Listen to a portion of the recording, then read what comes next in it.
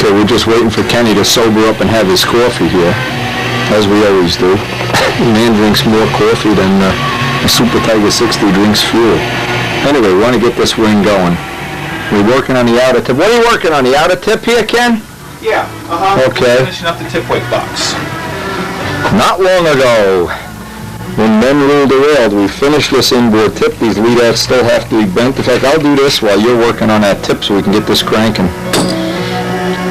Now, there's a lot of, if you're going to use braided lead outs, you use the method or system that I think they show on the plans. I don't like braided lead outs for a variety of reasons.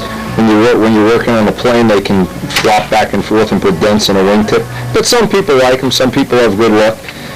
One of the things a lot of people always have trouble doing is figuring out how to get a nice neat end on this. And the criteria is to bend it into whatever loop you can or want to without having a situation where you got to back. By that time you fractured the wire and it can fail. See what you got done here. Take the tip weight box apart. Well, you can probably take it apart this way. Okay, yeah. But keep in mind, you're using, as I said on the previous tape, you're using that shell to line this up so that you get the nut in alignment here. Now, what I would like to do is take this, take the bolt out, take a drill the thickness of an arrow shaft. An arrow shaft works nice. Drill this out, but don't go through the plywood, and put, recess in a little piece of arrow shaft or aluminum tubing, because needless to say, that hole is going to take a beating every time you change the tip weight, and the tip weight will get bolted right into that box. Do you know what I'm saying? Yeah. Well, how do we make a liner for it? You can make a little liner out of a piece of arrow shaft. Arrow shaft or aluminum tubing works fine, and then we'll be ready to install that wingtip. Finishing up our tip weight box here. I drilled through and made sure that my hole in the box centered the box when I put it onto this little mount, and then I glued the mount in. Then I went back, removed the 440 bolt, and started drilling out this hole. I just used drill bits in my hand and opened it up until I could get a piece of arrow shaft stuck in there. Now, another point, if you get it off center or if it's crooked, you can just pack all little slices of balsa around it, put some thin CA on there, and sand it flat. This is not something that right now is a problem, because we're going to final sand the whole wingtip in eventually. For you viewers out here, when you... Okay, here. Oh, that's nice and smooth, okay.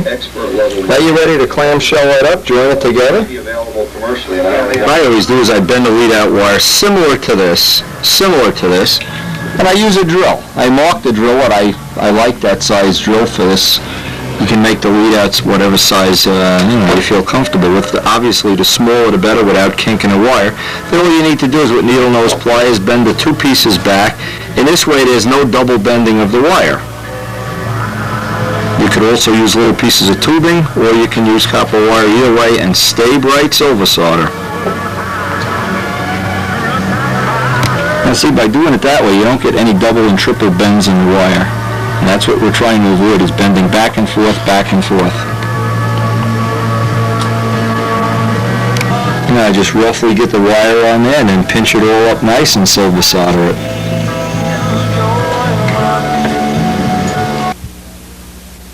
Okay, and of course what you can do is take a plier and pinch so you have a nice neat wrap on there. Stay bright silver solder, no substitute on that. You got the gun hot yet, Ken? It's getting hot. Okay. Always let the gun get plenty hot. Stay bright flux. Put something underneath it so it doesn't get on your work table or your blanket.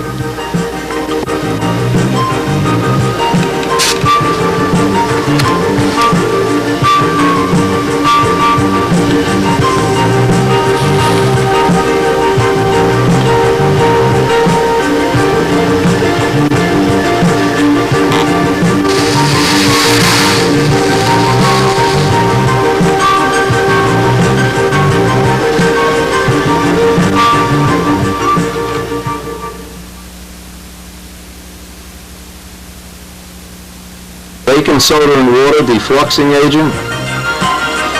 I get plenty on here. Yeah, don't fool around.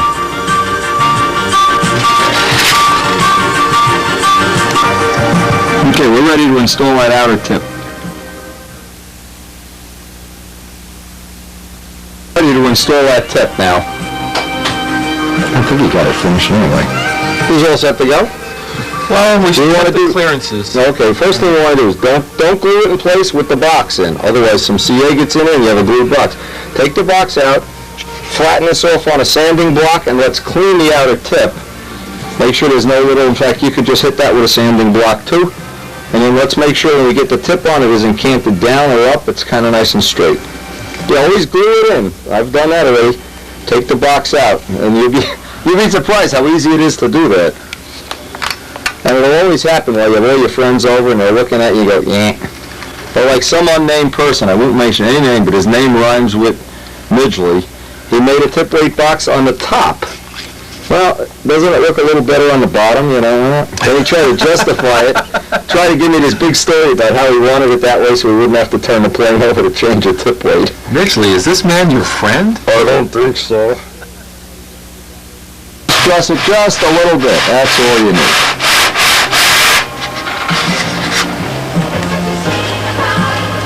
Dry fit first.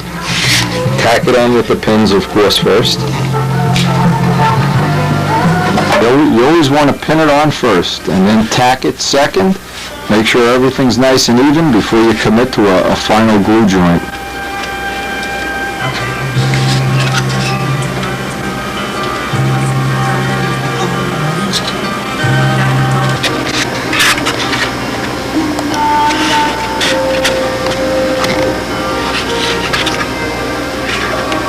This one here tends not to change shape as much as the inner one because you have all this wood in between.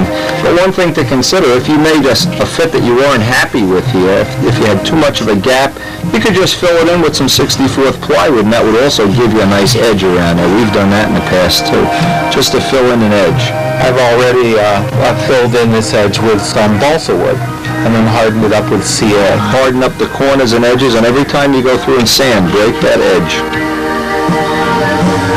I'm just going to tap glue. And just tack it first. This tip on, and we can see how it's going together.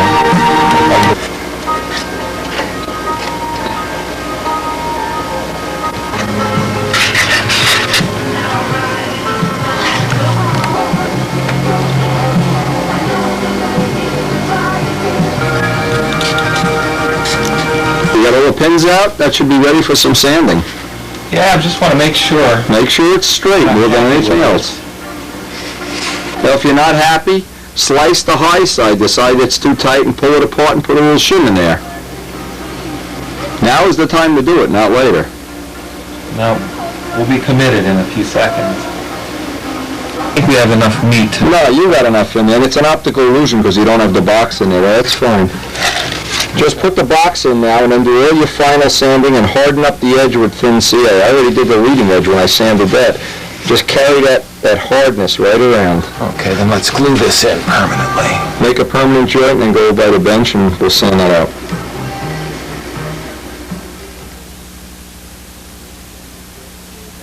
Now, one of the parts that we're going to replace on this kit is the horns. We want to use heavy-duty horns. Again, this is a personal preference item, like buying a pair of shoes.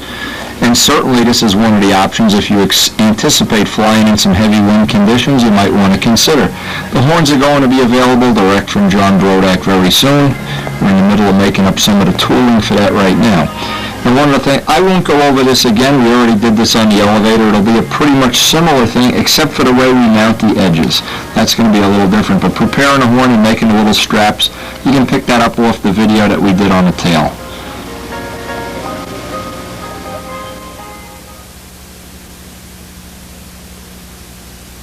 And Kenny's taking advantage of another nice fall day out there, do sanding outside. Again, we're trying to work around the problems we have in the house here, trying to keep dust levels down because of Karen's asthma. And it's a good idea just to do it for neatness, too. How you doing on that, okay? Good. All right. All right, the horn's almost ready. Whenever you're done, come on in. You bet. first thing I did, I had to take the flap. The flaps are two different sizes, so you have to be constantly aware. You have an inner flap and an outer flap. They're not symmetrical. Any plane that has unequal wing panels is going to probably have unequal flaps. We're going to mount these flaps right in the horn and the edge of the flap. So the first thing I want to do, it's real difficult to drill an 1/8 inch wire and a 1/4 inch piece of wood and get it nice, is I want to make a little trough in here and measure this up, how far it has to be, and then basically cut with a Dremel tool, cut a little trough in there. Okay, that'll pretty much show where we have to remove the material, and I need to go in just about the thickness of the wire.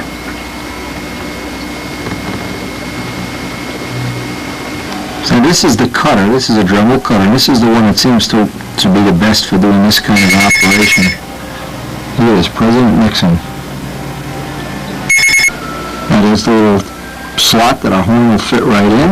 And in the meantime, I can make up a little cap of this with 64th plywood, and I should have a nice little retainer there now for my horn to slip on and off while I'm doing the airfoiling and the flaps.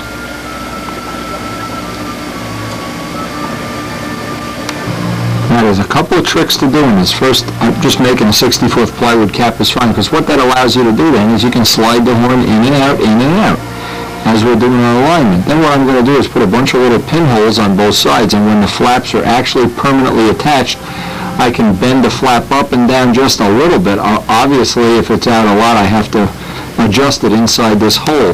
But what it allows me to do is get the two flaps in perfect alignment. And keep in mind, this is not a tweakable system. This is not something you just go in and wipe the plane off and the tweak changes, which is always the problem with thinner horns. This is a permanent, line it up right the first time, it'll be right forever.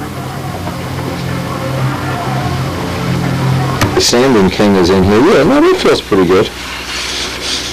Any spot that you feel, there was a little spot I saw, there was a ding on it before. Stick a little spackle on it so it can be hardened up.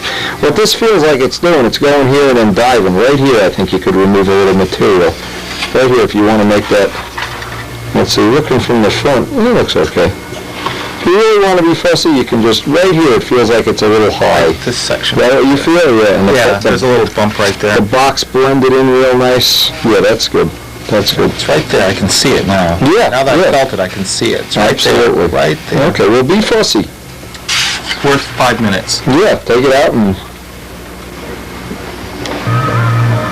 Okay, it looks like that's going to fit just fine. And everything is nicely set at 90 degrees. And what's nice now, we can just take it apart. And we can actually do the shaping on the flaps. But first I want to make those just 64th plywood with the grain going front to back, little caps. I made up these little,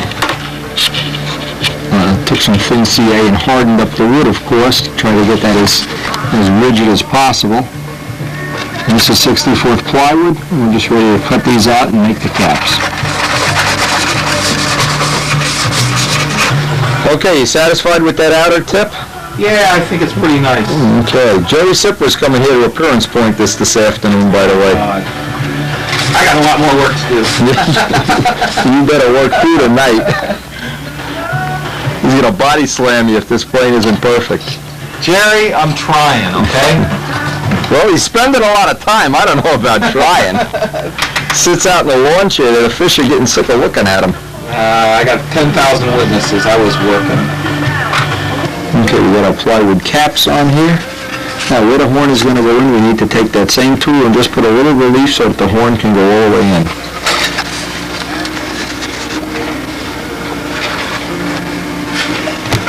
Okay, next step is I want to take a sanding block and just dress this right off even here. And you should be able to slide the horn in and out, and if not, take an 1/8 inch drill by hand and just run it back and forth. Okay, well, you got that laid out now? Okay, yeah. Ken's laid out and made sure that the horn is going to wind up, that the flaps are exactly where they should be. Oh, man. Right on our seam. Okay, President Nixon. How did I know he was calling? Okay, pretty similar to doing the tail. We need to get some clearance for the horn upright. And we need to cut the little slot so we can tack glue it up against the back of the wing. That's as far as I'm going to saw it. I don't want to make this any deeper than it needs to be. You can open it up with a nice, this is a piece of plywood with sticky back sandpaper on both sides. And then get the angle forward so we don't have any clearance problem here.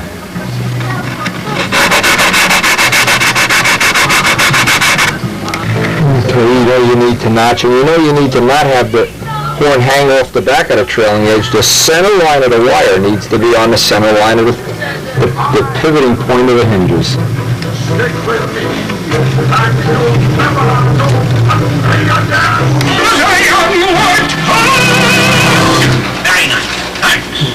He found his aroma like a certain appeal. He can clear the savannah after every meal. Was under the soul. No, I think that's My slot a little wider. Get it all cut. There'll be a little dry fit up here.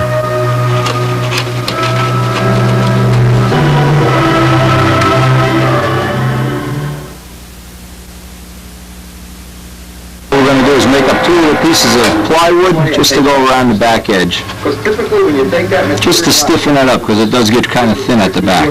will collapse down because you've got... This again is not some critical thing, but it just beats up that area while we're doing the flaps, cutting and sanding the flaps. So help us keep the alignment.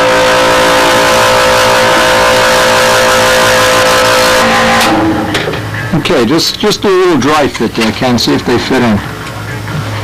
And they don't have to be pretty right now. Get them to fit first. Get them up against the horn. That's going to run into the body side. Get them a little closer to the horn if you can. Yeah, maybe an 1/8 inch away. That'll be good. Yeah, let me give these a sanding. To strengthen this area, this sheeting and so forth back here is very, very thin. And we're putting in an oversized horn to begin with, but even if you were using a... Now, of course, you want to make sure you don't get any glue down inside there, and keep doing that while you're moving it. Now you'll notice I'm putting glue. He's going to glue it shut. He's going to glue it shut. Trying to keep it away from the mechanism. Keep moving it. No, keep moving it. Don't be such a wise guy. Gotta punish you. Now, even though I was really careful about making my gap here on the flaps exactly what it calls for on the plans, that's not out by 10,000ths. You can see what happened is one flap is just a bit shorter, maybe an 1/8 or 1/4 of an inch, I'm not sure. But the other one is really short. Maybe a 1/4, I'd say a 1/2 an inch. But anyway, it's not a big deal. We're going to put a flat surface on this and ultimately put a little block out here, a little block. And if you put a block out at the tip like this, put the grain going this way, it'll be a lot easier to finish the edge.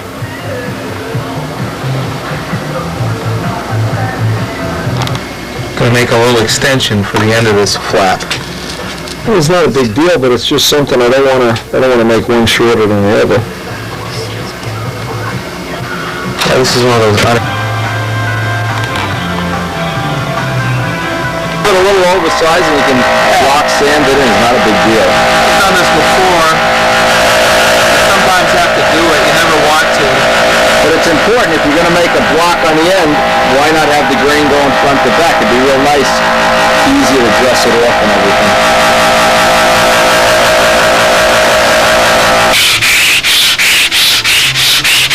Screw that edge up. The first thing you want to do, Ken, let's get a center line on that. We've added this little chunk out here. So... Okay, now we've shown several different ways to put center lines on. You can do it this way. One of the things I like to do with a flap that's 1/4 inch is just lay 1/8 inch tape on the back edge of the flap. That makes it real easy and carve to the tape.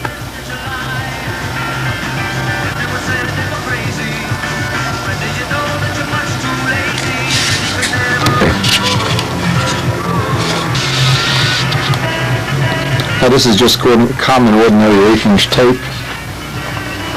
And by laying it out, it gives you a reference line you can do your sanding toward. Now Kenny's comfortable using tape for an edge to do his hinge pockets on, and that's certainly a decent way to do it.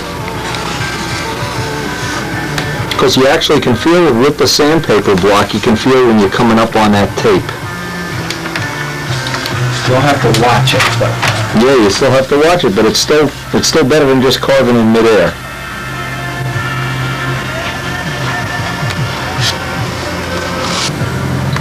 And what we do is we put on a piece of 1/8" tape right up with the edge. Then put another piece of 1/8" tape right behind that, and then pull the first one off.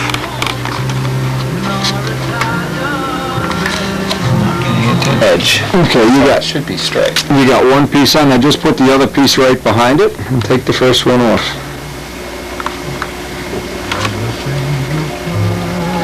Oh, but Uncle Windy, we're wasting tape. I didn't tell you, you're paying for it. I'm taking it off your pay. Oh, okay. Okay. Okay, and by taking that piece off, it gives you two perfect lines to reference your hinge off.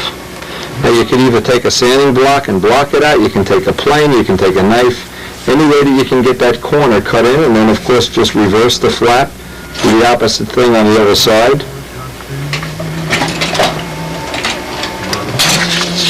I don't see the razor plane. It's on the table.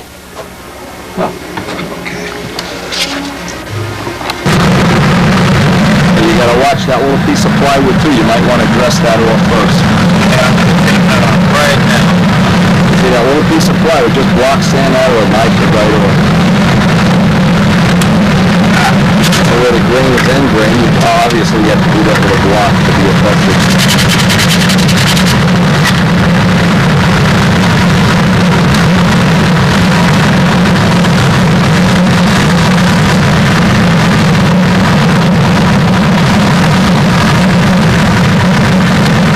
Finish the one side up with a sanding block, and of course just reverse the tape. The other side will already have an edge for your work off.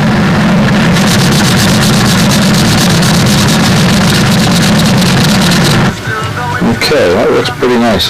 Now what you want to do, let's take that plane, using the tape, go nice, easy ice shavings off, and you can finish it with a block. Now what I like to do, put the piece of 1/8" tape back up here, and then you work from tape to tape. You know what I'm saying? And you'll feel when you hit the tape.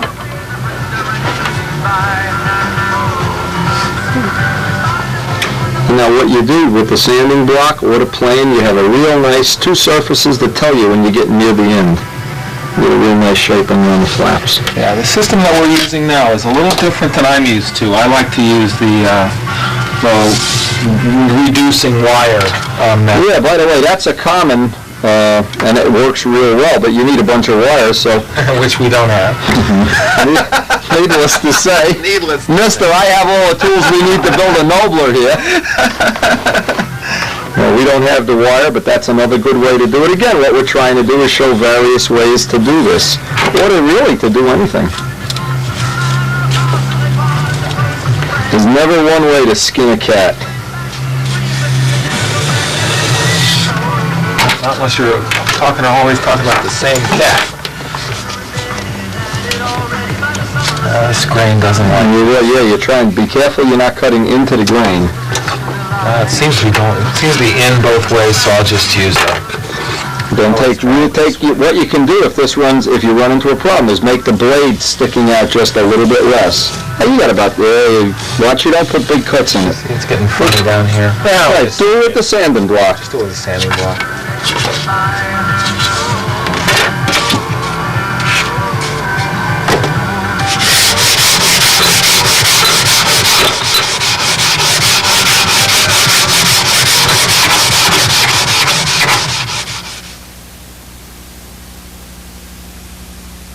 Pull the tape off.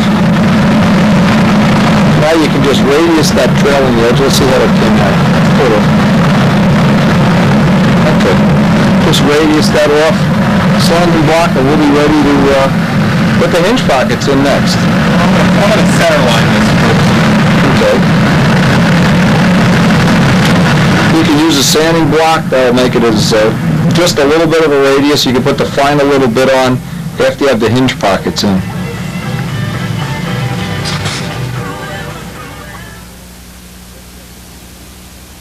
This makes it easier to work off a center line when you're doing a block sanding job. if you let that edge hang off the table, that's one way to just to get the bevel in there nice.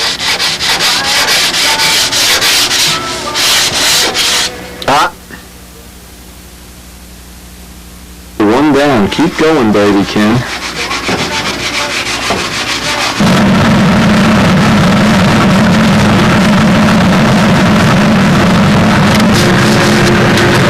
Whoop-de-doos in the hinge line, in the flap line, those really show up later on. You can always use that sandpaper that's glued to the glass to your advantage.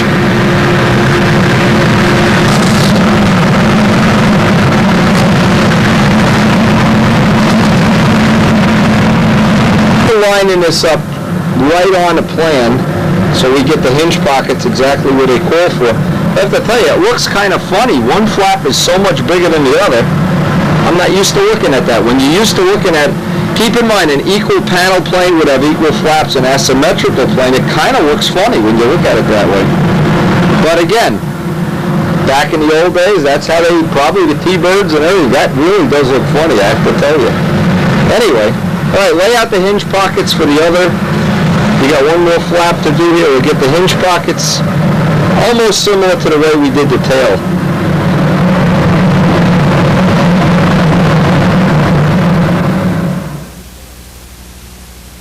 And we're going exactly off the plan. Wherever there's a hinge, wherever the plan calls for one, we're putting a hinge pocket.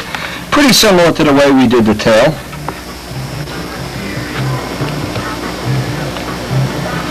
Even a plane, it's when you've built so many planes with equal panels, it really looks, I don't know, gets you a little, it feels like you're nervous. Nervous. And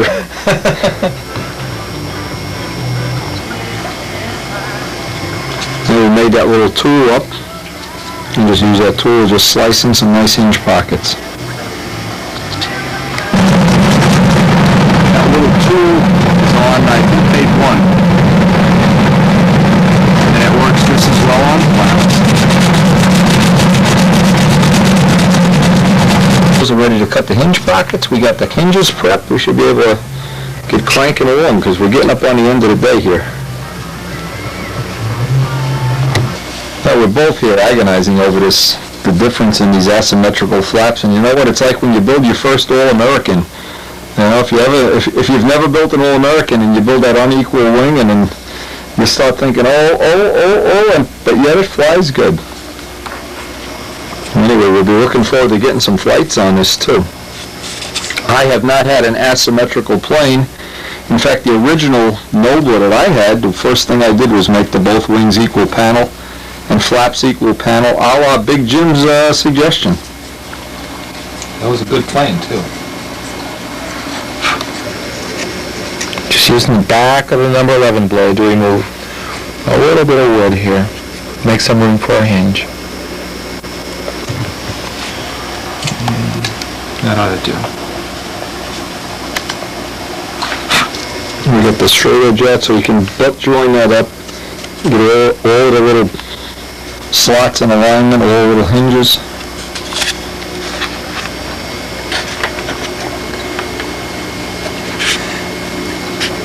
Use that straight edge to get all the barrels lined up in complete alignment. And just tack them in. We already have the oil in the hinges so that the pins don't lock. You got them all straight? Yeah, this one's a little low. I have to move this one, I think.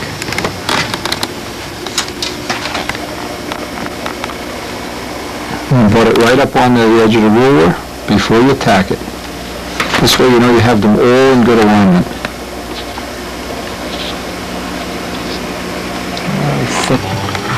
Another good thing, you put one drop in and wiggle that barrel so that oil gets in there. You don't get one stuck, and if you, yeah, keep it moving, keep it moving. You want all the hinges in the flap glued in permanently before you go up and try to do the wing. Now these hinges have been prepped. A little bit of chain lube and then the hinge has been cleaned off, so we're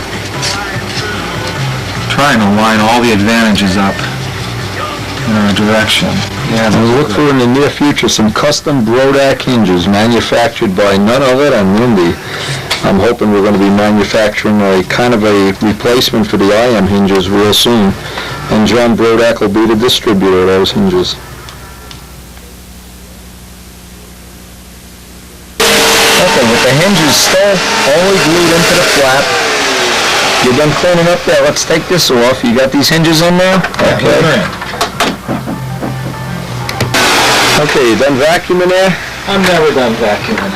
We cleaned up. We want to get the flaps set in here now.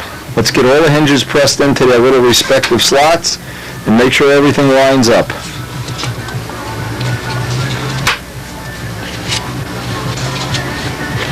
And we can mark where the slots have to go in the trailing edge.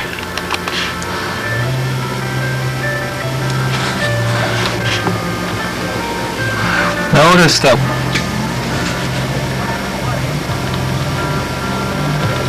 little lines for cutting our hinge.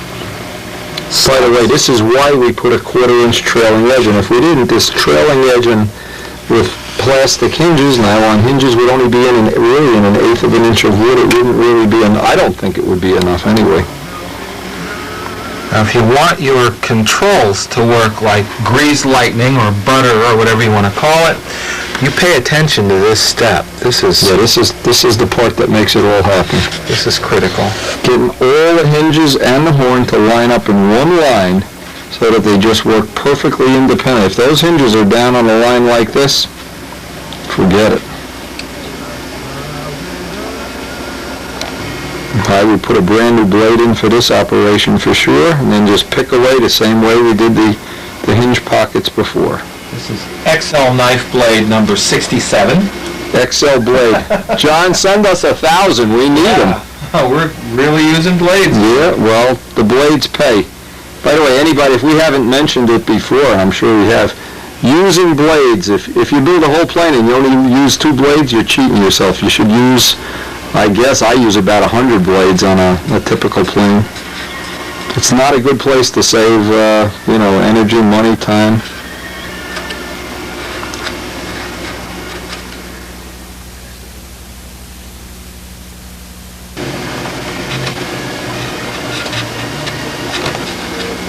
Just pick away at it.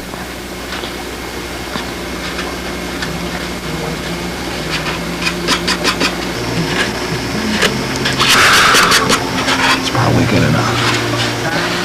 Now, don't think that you're going to... Listen, guys, don't think that you're going to get away cheap by just running a knife blade in here and then sticking a hinge in. If you don't take some wood out, you're going to have a bump in the trailing edge right there. Right, and what happens a lot of times if you don't do any dry fits, you press in the hinge and now the trailing edge will swell, you block sand it down, and now while you're finishing you have a little pocket that you hardly see. Now you glue the hinge in and you have a mountain that buffs right out and you have a bad spot. Details. This is the point at which I want an employee. That's what you are as an employee. A man who works for pizza. Right. Very small pizzas about the size of bottle caps. Just keep working. Boy, I don't know the guy complains so much for the kind of money you're making. Jeez. Wow. Should give you a raise. Well, we dry fit this about 4 times, each time making it so the hinges are just in here hand tight. Now what Ken is doing, same as we did on the elevators, is he wants to have the thickness of a machinist ruler so that don't build up tissue, whatever winds up in there, you don't have any binding at the hinges.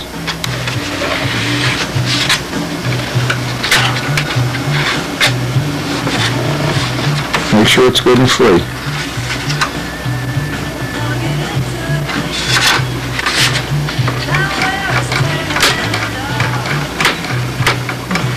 Now this is the point at which I want to make sure that both flaps are perfectly aligned. And if they aren't, I can enlarge the hole where the horn is and let it fill up with either epoxy or CA. In this case, we lucked out. They're both real good. So lay that down now. Take that big pin. I want to put, that big straight pin, put some perforation holes in here and just put some CA. Okay. Same as we did on the elevators. That'll lock that into position. Now, if you didn't have an 1/8 inch horn, that might tend to move as you're finishing and sanding, and you would never know back where neutral is. Once this is locked in position, hopefully it's locked in there for the life of the plane, and hopefully it's right. Once you know you have neutral, that's going to allow CA to get in and lock that whole assembly down.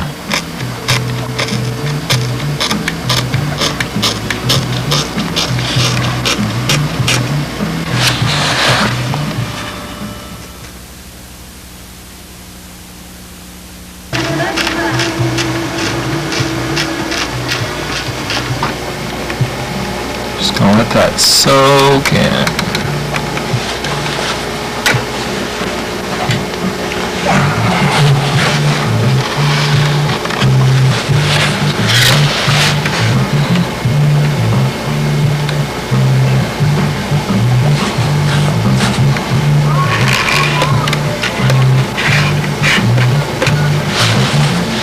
Victory here. I think it was just luck, to tell you the truth. That is 0-0, okay. You ready to glue the hinges in? Go back and check that you have a gap on all the hinges. Nothing's clicking or popping or whatever.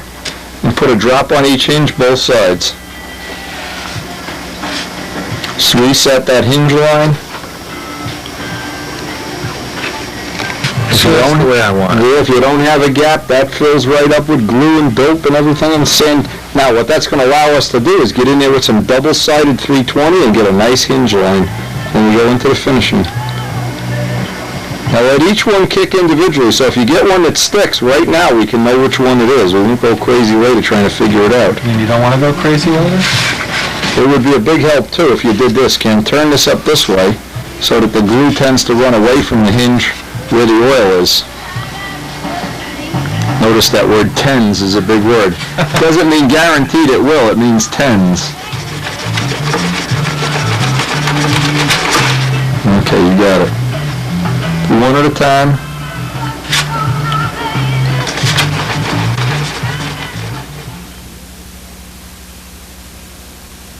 Progress or what? I don't think so. Now, one of the things we're going to be, we can't really go into the next step. We were trying like heck to get this to the point that we could get the ring in the body today. Obviously, it didn't work out. Just too many phone calls, too many President Nixon calls and whatever. But Ken's going to take this home, do a little bit of sanding on it, get a little bit of dope on it. When he comes back Monday or Tuesday, we're going to try to dedicate a whole day to lining the plane up, and that is a critical thing. That's not something you want to do 10:30 at night after you've had 25 beers. You want to get a nice fresh start, one of those nice big cups of coffee going, and make it as accurate as possible, because you only get to do it once. Now, we got one last thing we can do tonight. Ken can take this and dress and doll this all up and everything. One last thing is hooking up the push rod. You need to look inside. Now, there's two ways to do this, and I've used both of them. You need to make sure the bell crank is in neutral. Once you can look in there and see it's in neutral. Can you look from the end of the wing and see when the flaps are in neutral? You tell me when they're in neutral. Go down the end of the table and tell me when they're exactly in neutral. Okay, they're exactly in neutral? That's what I call neutral. Okay.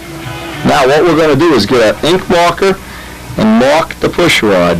Now the thing is, you get to bend this once, and this is always my way of doing it. It's very important you don't have any bends in this. It can't come out and go around a corner and go down around for a pack of cigarettes.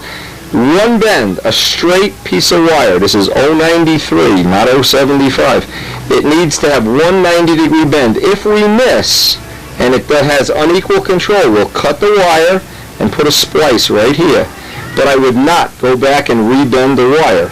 And when you do this, it's real important. It's a big help if you have vice grip pliers. That's the only way I know of to really do this right. Took an ink marker and marked out what I'm going to do. That's where I actually want to see the bend. So I'm going to grab this with vice grips, take another pair of vice grips, bend this. But if it's wrong, and I have more up than down, I'll cut it. The one way you can lose a plane instantly is you go back, forth, back, and you'll eventually get it right. But in this case, it's no problem to have a joint here, but you really don't want to bend that wire more than once. Okay, with 2 pair of vice grips, this bend is a big radius, and that's what I'm looking for. If you make a real sharp bend, put it in a vise and hammer it 90 degrees, the more of a radius, the stronger this is ultimately going to be. You don't want to have a bend here that's so kinky that you fractured the wire, and that's where all of these bends that break always go wrong. When we did our dry fit, we know we need more clearance around here. We don't want the push rod rubbing on anything, and we did a dry fit here just to see how tight this push rod was going to be. You got a new blade, get a brand new blade. Just cut that material out. Anywhere that's binding, just run it through its travel before we solder it up. You can move the push rod in when you're cutting that out too.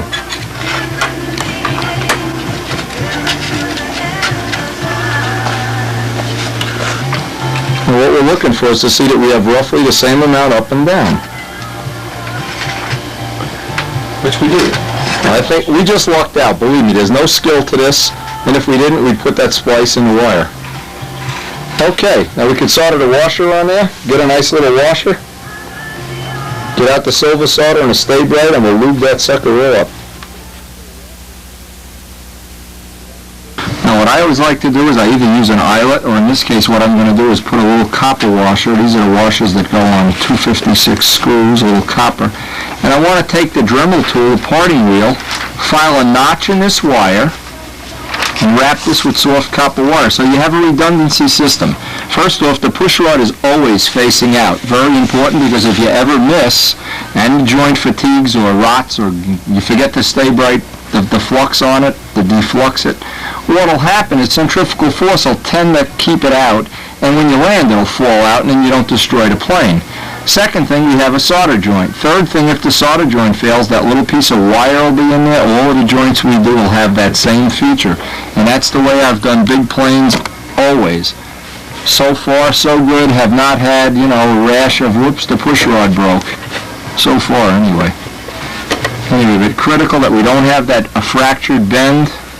Pull this little guy off, Ken, and let's get that notch in there. And put the little washer back on there. Okay, now get a piece of that thin wire, that copper wire, and put it right into that notch. Okay, put some flux on it. We got the little copper wire. Stay bright silver solder, you can see, and this is a redundancy system much like a real airplane would have.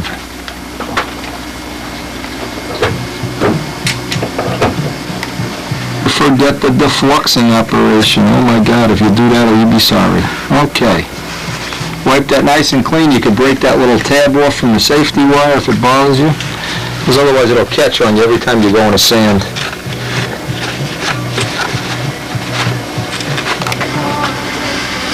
Okay, now we got no binding at all on that push rod. On the side there, Ken? No, that looks good. Let's get the chain lube out. Lube up that bell crank.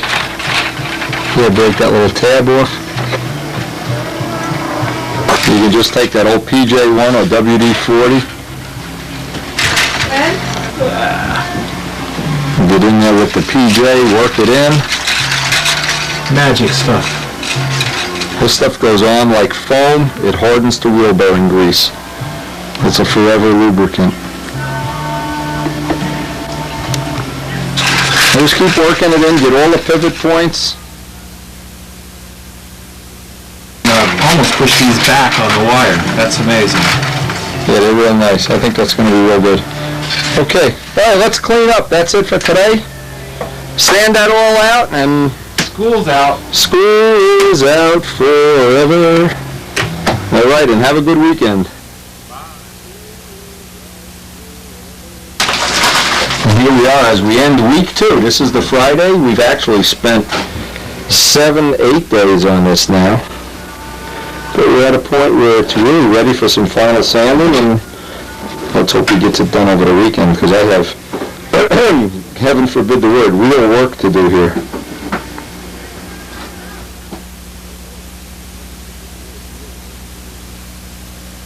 Waiting for Kenny to get here. Kenny went home a couple days ago, in fact. started to sand out the wing, put the final sanding on the wing, because we'd like to do as much of it before we get it in the body. Now, previously on the video, I had given credit to Robert Sabatino for bringing some of these strips, and he did, but the original person that came up with this idea, I want to make sure he gets the credit, is Bud McKnight, and Bud McKnight is from California, one of our, hopefully, master modelers like we are. I don't know about that. I don't know which one of us really are master modelers or not. Anyway, these sanding sticks are extremely useful, especially in the finer grits. But I want to make a mention of something. A typical Nobler wing, open bay wing, doesn't matter what kind of open bay it is.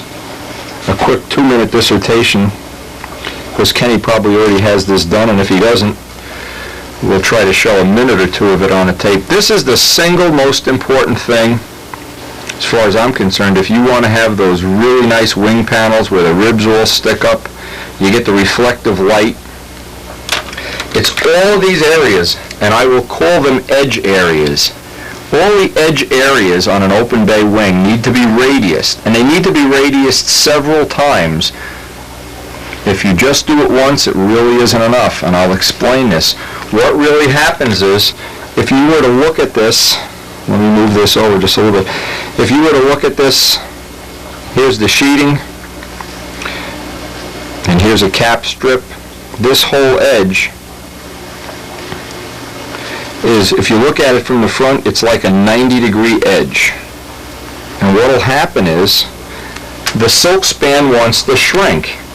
And let me make this as clear as I can, because this is really a critical, this is really a kind of thing I doubt that you're going to read in magazines too often or whatever. Not widely published, but it's really a key thing.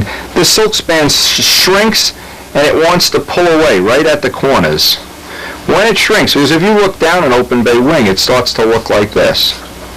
Well, it's at the points, what happens, it wants to pull away, and if those points are sharp, if everywhere you have a cap strip that's sharp, you either wind up with little wrinkles in the corners, which really don't look nice cosmetically, or in a worst possible world, it's going to rip and tear, or you're going to have a beautiful paint job and you're going to wear out the paint on that corner. As soon as you hit this with rubbing compound, is going to wear the paint away everywhere there's a corner. You want to try to wind up with a radius. Now the radius, this is where having these sanding sticks and the finer grits, you can start in one angle and work your way right up. Now I hope Kenny's already done that. Again, we're working around a lot of constraints. We had some holidays this week that I had to work around. Also, leading edge radius, I want to mention this. Leading edge radius. When in the olden days, or maybe even now, if that comes to a razor point, plane can be very sensitive around neutral and need extra nose weight trim. When you blunt it out, up to a point, it's going to get more and more stable around neutral. In effect, have a lower pilot workload. Obviously, up to a point, you don't want to sand away the whole thing so it's flat in the front, but having a nice aerodynamic radius and having it equal for the whole front of the wing is important too. And these are just some of the things that they're worth mentioning now, but the single most important thing, if you don't get anything else out of this video, everywhere where an edge, where there's a silk span beginning, everywhere there's an edge here. All these edges you would like to have radiused. Radius. Radius. Radius. Every time you sand out the wing, the trailing edge, break the radius. The edge around here, break all the radiuses every time. Now what happens is, on a smaller level, if you can understand what happens with wood, because wood is a live material, what happens, you sand out this raw wood, you start out with wood that looks like that, you wind up sanding it, put a little radius in, now you dope it 3 or 4 times and it winds up looking microscopically like that. It has a little bit of an imperfection. Now, so after you get 3 or 4 coats of dope on, which I hope Kenny's already going to have on, you want to go back with those Bud McKnight standing sticks, radius that right off. You want to wind up with a doped area so that there's dope. It's a hard area. What happens? The dope swells the wood cells and then it'll come back down a little fuzzy. Same thing with the wing. The reason we got the dope on real as soon as possible. Give it a couple of days to dry up and harden up. Now by block sanding this all back down again, and again, you can block sand down a lot of this. You can use a foam block, because if you sand with a wood block, a lot of times if you have a heavy hand, wherever there's a rib, the wood will get too thin. So a thing that's nice is to have a foam block, an old piece of a foam wing. But anyway, these are all little tips that I think are going to ultimately make the wing that we're doing as nice as it possibly can be. And I want to make a special thanks. There's a lot of people I want to, right now, Bud McKnight, this idea is an idea we've used on every plane we've built since he's given it to us. Robert Sabatino is an entry-level person who's been contributing with the Monday night classes. He built a 52 Nobla. But what happens is, he works in a business where I think they work in a hairdressing parlor. Well, he came down one night with a box of these. See, I like that even better. What's nice is if you have friends that are in an industry like this that they can provide you with these, hey, even better, you can try one of every one that they have in their shop and then order a box for yourself, rather than having to buy a box where it might get too expensive. But anyway, good technology, good thoughts. As soon as Kenny gets here, we're going to be rocking and rolling and trying to get this wing in the body today.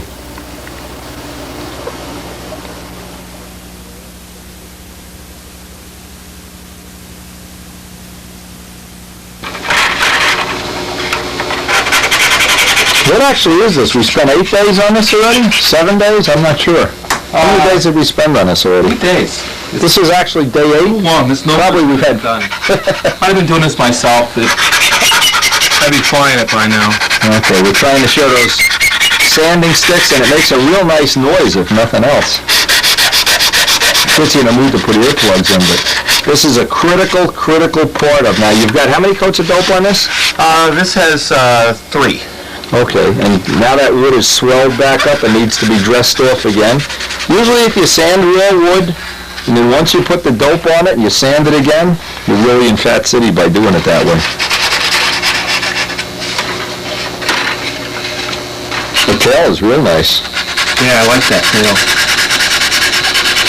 That has 5 coats and 1 sanding. Now the way, I don't know if we can show this candle, but it's just a little bit shiny. You just can see a little bit of a reflection of light on there.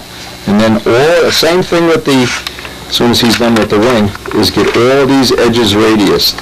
These things can be done with a brass tube where it's a radius. All these edges so that they're a complete radius. And that is so important. You see so many beautiful planes, even at the club field. Guy brings out a Nobler or something, and it's one of his first planes. Everything is perfect except he goes here and there's a razor edge. It buffs through. It looks terrible.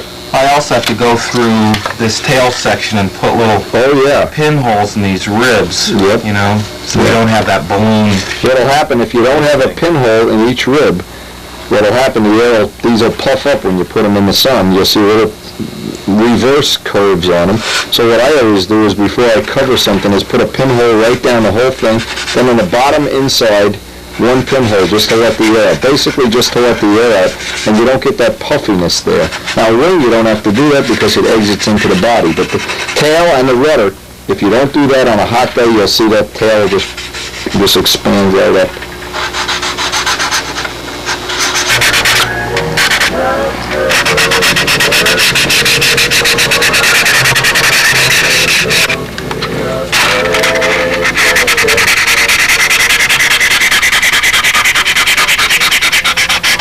Really want to get down in these corners. Yeah, the corners are real important. Well, this could be another candidate for pinholing, radius all the edges. The other came out real nice, Ken. This fillet's real nice now. And it needs a little more filling, but it's a start. Good. Yeah, no, it's basically the shape it should be. Ken just mentioned that I thought it was significant is when you sand raw wood and you get the radius in there, what happens is that's not the end of it. Once you put the dope on there, that wood swells and it changes shape just a little bit. So giving it the sanding after X amount of coats of dope, and I would guess 5 is about right. Now you really get a nice smooth surface. It's really nice. When you go to do the tissue, it'll just lay down like butter. It'll be beautiful.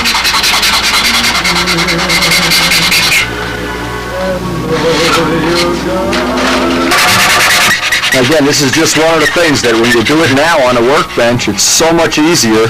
Once this wing is in the body, it's really difficult. You keep banging into the body and the canopy and everything. So do as much of the sanding, finishing, filling, whatever, while it's out of the body.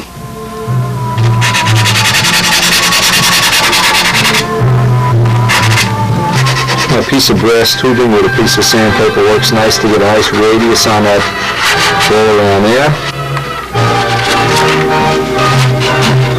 Again, having a nice little supply of sanding tools really goes a long way toward getting all the angles and corners and fits. Everything should be real easy, and if you have to, make a tool. Get a bunch of different dowels. Just take some stuff off that 54 Ford you got on blocks in the backyard. Everything you need.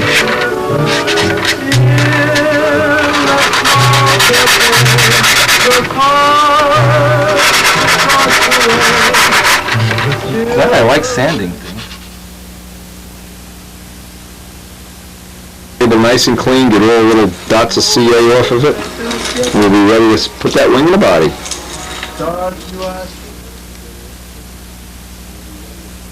I always like to get the table cleaned with either Windex or alcohol too, because we want to start with a really nice clean surface, and we've already trued the table nice and true, nice and clean. Okay, let's go. Okay, now we're going to show a technique that we've used, I guess, for the last 15 or 20 years on the shop videos, where we actually glue the fuselage right to the table, and this ensures that we have a parallel line. The thrust line, we know the motor mounts are parallel. We just don't put any glue under the wing because it's hard to break the body off, but one drop of CA maybe every 6 inches, and we left this little block. Now I would assume maybe in future kits, or maybe actually in your own kit, you'd want to make this whole front piece out of one block. It would make for one less joint, but we're going to work around that. That's not a real big deal. It just would make one little less joint in it. We'll have the table glued, fuselage is glued nice and solid. See, what has to happen is we're on an angle, we're cutting right even at the end of the doubler, but we're on about a 45 degree, I call it a bologna slice angle. And what that does, it increases the glue surface by about 50-60%, so that when we make this joint and put a doubler in here and final sand it out, we're not going to have this crack come right through the paint. Okay, you got both of these. Now the same thing in the back. Try to maintain the same angle, but keep about a 45 degree bologna slice on it, and we take those two pieces right out.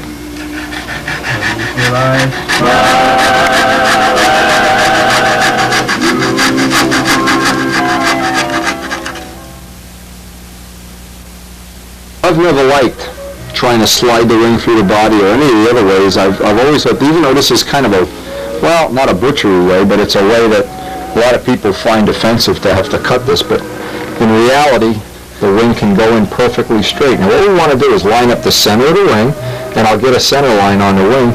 This center line with the front, this center line with the center of the horn. And I want to float that wing in position so it's straight this way, straight in this dimension, and that we're lining up all four of these center lines. And that'll mean that the thrust line of the motor is parallel to this, which is then going to be parallel when we put the tail in. The center line on, if you look out here, you can see where the leading edge, actually the sheeting is ending, and it's ending evenly, and I just transposed a dot down there. Then ran a center line, lining up that same dot and that same dot in the center and the end, and it gives me a center line down the front of the wing. That's what I want to work with. And you can verify that you've got it right. If you see the same amount of material sticking out top and bottom, you wouldn't want the line higher or lower. All right, now just drop that in, Ken. Let's see. This is the first dry fit.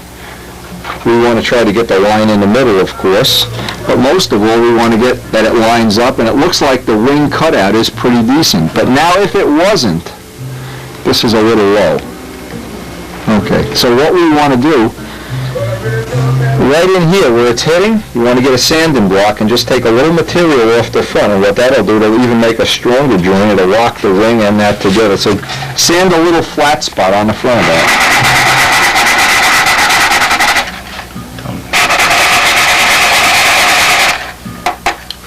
Let's see if that'll do. It's not going to take a lot. until we A little more. Just well, you almost have it, just a taste more.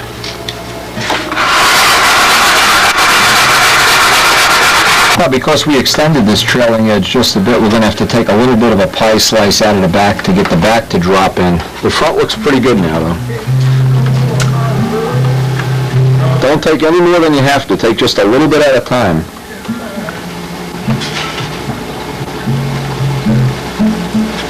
Mark it and then just take even a little less than that. Maybe the last little bit you can just press it right down in there. Actually, one thing I'm real happy with, it looks like, and this cutout, a lot of times when you make a kit from plans, you make your own plane or whatever, it's difficult. You have to pick out high and low spots in here. But it's like doing sheetrock work. You try to get it to sit down in every dimension, and then any gaps that are still there, you can fill with some slow drying epoxy. We're eventually going to make a nice fillet in there too. But most important is have the ringing straight. If that ring is in up, down, off, in any dimension, it's almost pointless to try trimming a plane. It's always going to have some funny things that it does. Yeah, then you sell it to one of your friends. We were going to sell it to you.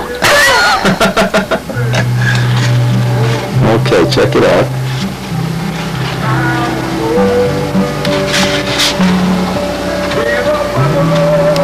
Now, if you can see here, the center line that we have on here is just a little bit, the horn is a little bit low. So we're going to raise this up maybe a 64th of an inch. We'll take a little bross of shim to get this, that when we look down the back, we're looking right into the middle of the horn. That's where I want to wind up being. You can show this little trick. I made a little shim that we're going to use on to shim this up. And what I did, I just took a little piece of 16th inch balsa. You roll your hobby knife over it, and it ends up having like a cedar shake. And you can keep sticking it in and pulling it out until you get the height that you want. That's exactly a good idea. Now, at the same time, we want to make sure we're not losing our front dimension. The front one looks good. We also want to look from the top. I want to make a little triangle of balsa here so that this triangle and this triangle are the same. I don't want to reference off the center. I've done that, and it really is just not an accurate enough way to do it. Make a piece of scrap balsa triangle here, cardboard, anything, and that assures you that you don't have the body on the wing like a banana facing out, a banana facing in. You'd like to get it as true as possible right in the middle.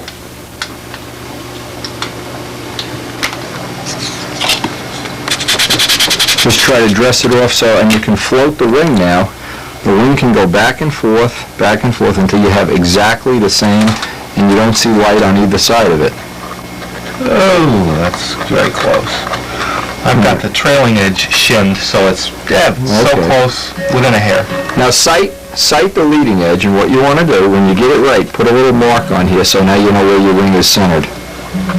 Just put a little scratch, a little mark, and you know that that's going to be, you only obviously need to do one side, but you could do both, it won't hurt. But that little triangle works so accurately, it's perfect. That's a great trick. Now you also want to come back here. What a good way to do this is measure that you have this amount. You can take your machinist ruler, make sure you have the same on both sides, and then put a scratch up here. So we'll work off all these scratch marks. Because of that wing, once it's in straight and it's perfect, that plane, every wing I ever pull out will be beautiful. When it's not right, everything is jumping and jiggling, and just get it equal on both sides and then put a scratch.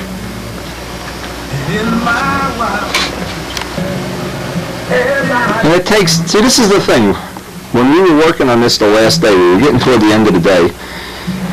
We probably could have done this at the end of the day, but we only had a couple hours, and I didn't want to take a chance. If there's only one thing in a whole model you get straight and right, it's getting the wing and the body right. The rest of it, you can really fool around with the rest of it, and you even can cut the tail out and shim it. But if this is wrong, boy, it's wrong forever. It's wrong every time you go to fly the plane. So we really want to spend just more than an average amount of time to get this wing, center line, center line, center line, center line, and that it's lined up straight in the body in that dimension. This is going to take 2 lines. A little go, no-go gauge. Just see that it's the same on both sides. See if you have the same clearance, or if it's a little too big, just slide it over and then make a mark. But roughly the same amount.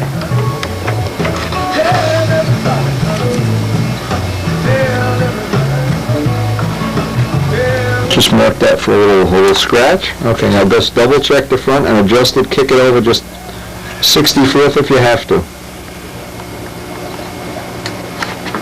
And then put reorient your scratch in the front. It only moved slightly, but it moved. Boy, an extra few minutes spent now is really going to... Oh, minutes, hours. Spend as much time as we need. Let's get that in there perfecto.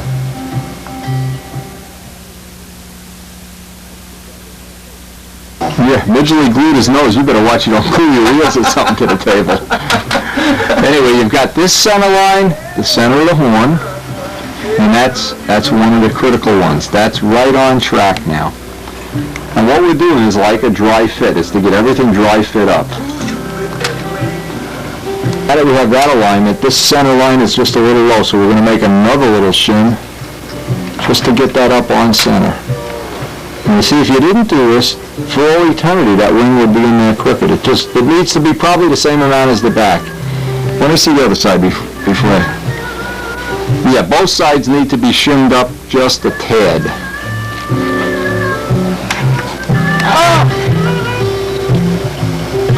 We're mixing up some epoxy with Cabosil, making like a little paste, and this will just allow us to fill any little gaps that still are in there, or if we shim, it'll just bridge the gap just a little more. You can also use Fixotropic paste, that Fixotropic glue that Sig sells, but I like to make my own. Having some Cabosil and epoxy is just real easy. Okay, spread that out. You've got 5 minutes to work now. Spread that right out. Just put it on the wing seam. Let's do a dry fit, and then let's shim it. Okay, you want to just wipe that so you have a nice little bead of Fixotropic epoxy. Now the trick is to drop the wing in dead straight and not have to smear it around a lot. See if you can drop it in dead straight. Is this a test? This is a test. If you fail, that's what you have those little dots for.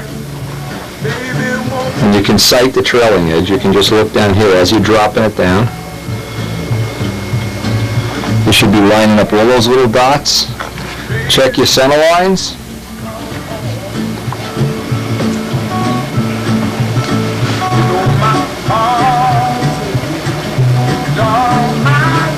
Now with the two pins in there, two of those nice John Pothier pins, you can raise and lower that. Actually, you don't even need the shim now. You can just raise it with your hand. The pin kind of holds it in position. How's the front look? Pretty decent? That front looks good. Okay, check that triangle gauge.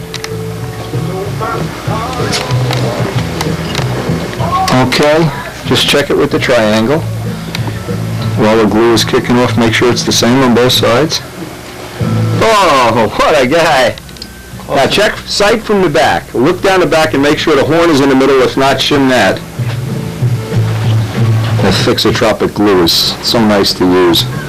It also keeps you from running and drooling all down the side of the body and needlessly. See, the pins hold it. The pins act like a little stay. Now, you have those shims if you need them.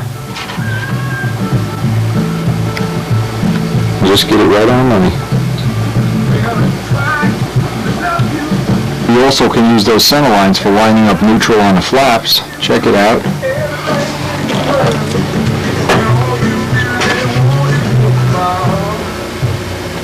Look like it's good? Yeah, close enough for government work. Okay. Yeah. Okay, once you're happy with it, recheck it a second time, and then we'll just babysit it for the next 15 minutes, have a cup of coffee. Now while we're babysitting this, every 5 minutes we came over and just checked all the alignments. It's been sitting there, and another nice little trick, took one of the old Bud McKnight sticks out, raised it in half to get in between all the ribs. Another nice little tip. Now again, it's so easy to do this while it's not attached to the plane. Once it's attached, you're banging into rudders and putting your fingers in nicks and dings and... Living in nightmare. Oh my God, it's like being a long-tailed cat in a room full of rocking chairs. Okay, I guess this is about ready, Mr. Ken. Whenever you're ready, we can glue the bottom on, recheck it the last time, make sure we got all that alignment stuff going. We have to stick a tail wheel bracket in. Let's get the bottom of the ring glued in before we go on to the tail wheel bracket. I'd rather leave the tail wheel bracket for later because it gets in your way. Okay. Now, I remember Keith Ferguson telling me the first time he looked at a set of similar videos, I think the original overlay, he said the biggest thing he got out of the whole thing was the construction layout. And what Ken just said, gluing a tail wheel bracket in right now is nice. Now every time you turn the plane over, it's going to sit up in the air like that. So there's choices you have to make along the way. You know, we could be sitting it on the gear, you could be putting the bottom block. There's a lot of things you could do, but the way we've done this in the past, we're only trying to do a little bit of a mirror image of what's worked for us well in the past. All right, that should be ready, Mr. Ken. Okay.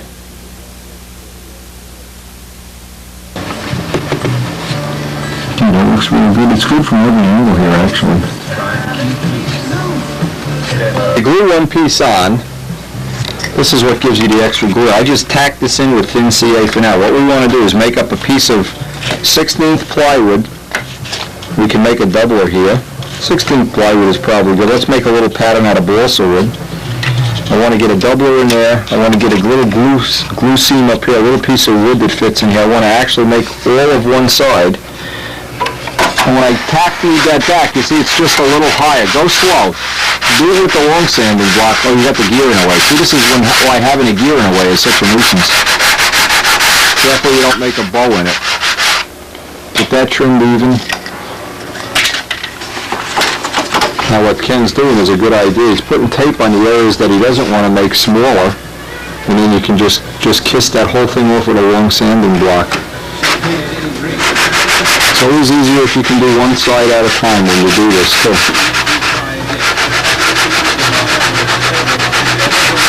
Point. Ken just dumped his that jewelry that he's always wearing. I guarantee you, when we get into the finishing, you'll be losing that jewelry. The jewelry will wind up in your glove compartment the first time you ding the plane. Jewelry is not cool when you're building.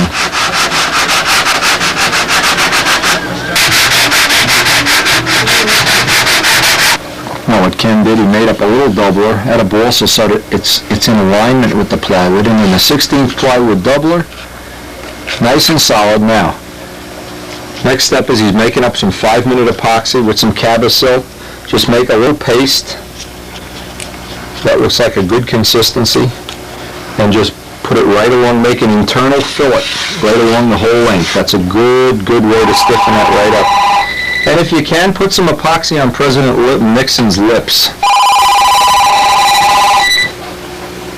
We just did a little dry fit here just to see how the cowling fits. It looks looks so good, it's unbelievable. Anyway, put that cowling away for now. Then made up some Thixotropic 5-minute. That fillet is probably, well, it's already cured up. Once it cures, we're ready. Now, you have to make a decision. You could do this a lot of different ways. You certainly, one choice, you could glue the bottom on now, and that would end that once and for all. The other choice is we can turn this over, do the same thing with the Thixotropic glue on the top, and then for all purposes, the ring and the body are joined and the alignment is done, and while the glue is dry in there, we can be installing the tail and the push rod. So rather than fooling around with the bottom block right now, which we can do anytime, let's get that top fillet gluing. Now just be careful, hit it with a knife and pull it up little by little. Don't pull it up like a piece of dynamite. Okay, you got it? Yeah. All right, now you want to scrape the table. That's the next thing.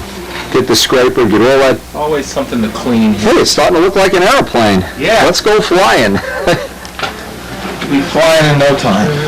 Hey, for 8 days into the project, 9 days. I don't know if we've spent 8 or 9. It certainly looks good, though. Scrape that up and we're ready to go to the next phase.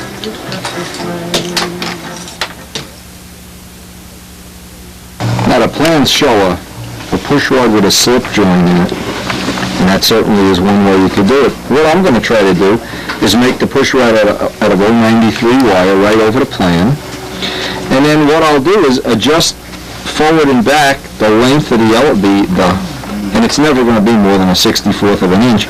Just move the elevator further back and forward until I get the length right, that I have the same up and down. Now, that's just another technique, and that's the nice part about the videos. It gives you 2 or 3 different ways of doing things, all of which will probably work fine, and you can pick the way that'll work best for you. But I always like to make up the push rod in one piece, the washer thing soldered on, and then the last thing is adjust the length of the tail. If the tail moves forward or back a 64th of an inch, it really isn't going to be a radical change. Okay, Ken's got the Fixer-Tropic glue up there, making up a nice little internal fillet. What I had to do is I have to put a little bend that I really don't like to put in a push rod because the back of the fuse is so narrow, otherwise it's going to rub up on the fuselage. So what I did, I cut the 2 tops of this form off, and then you can thread the push rod in, otherwise it's difficult to get the push rod in and out. And then we'll just glue them back after we get the tail set in place. And just wipe that with a little bit of alcohol, you get a nice little internal fillet. Especially up here on that bulkhead, that's one of the spots you want to get a real nice screw joint. Now, the next thing is I always like to do, this is my way of doing it. This is not the only way to do it. I always like to have this free floating in midair. I want to get in and solder some washers and put that little redundancy. We've already done that on a tape, that little piece of copper wire to hold the washers on. Should the solder joint fail, very important that the wire ends that are bent are facing out, so if something fails, the centrifugal force will hold it there during a flight.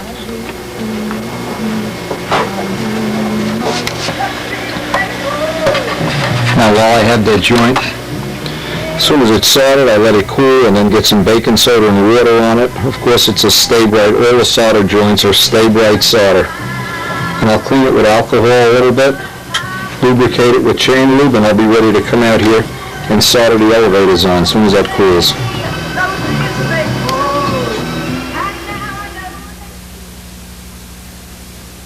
Back at the tail here, I want to make sure I have the minimum amount of wire sticking out. So what I'll do is I have the copper wire, I have a slot on there, I'm going to solder this, and then trim that off and then make sure I can get a fit down there so it's not rubbing on the inside of the fuselage. See, it's really difficult to get everything to fit right in there. It's a very narrow area.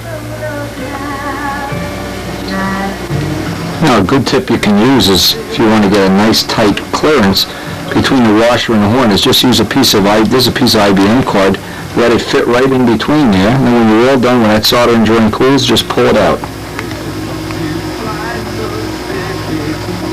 The push rod completely soldered on. These little pieces, I saved the little pieces, we can glue them back and make the fairway, but you want to be able to do this. And both ends of the controls are soldered on at this point in time. Now what I did, I lined up the center line we put on there, line it up with the flap. Ken, look at your end. Get that exactly in neutral. Yeah, it's right on the money. Okay, when it's in neutral, you want to make a little shim, and what that does, it just holds it from moving around while you're lining everything up, because you'll have plenty of time to line it up. Now I want to drop this right down into the little slot, and let's see what rubs. Now obviously we're going to have to cut a little bit of wood out of the back here. What we can do is we can trim that washer down a little bit even. I don't care which Noble you build, it's a challenge to get the push rod to fit in there because it's so narrow. So what I do is I put a little spreader bar right where Ken's finger is, just to hold the fuselage, hold it spread apart a little bit. I put that little kinky bend in the horn, which is really about the only way I can think of to get that push rod in there. And I'll try to drop that down and let's see what happens. See if you have enough clearance. Almost. Almost? No, just keep grinding away till we have enough. What you can do is do a sheetrock thing. You can take an ink marker and mark the end of the push rod and then see where it rubs. That's another way. Rubs. Okay, just cut away. I can see you got some chips off it already. Cut away and grind away. Even if you make that paper thin back there, it's got to be that the push rod isn't rubbing on something. It just takes a little fiddling and fooling, and then when we're all done, we'll glue these little pieces of the former back in. But this is the way I assemble all the big stunt chips, and it works real well for me. Again, you look at the directions, you can use this. One of the other ways they show on the plans, you can put the push rod on a slip joiner. That's another way of doing it. Many ways to do it.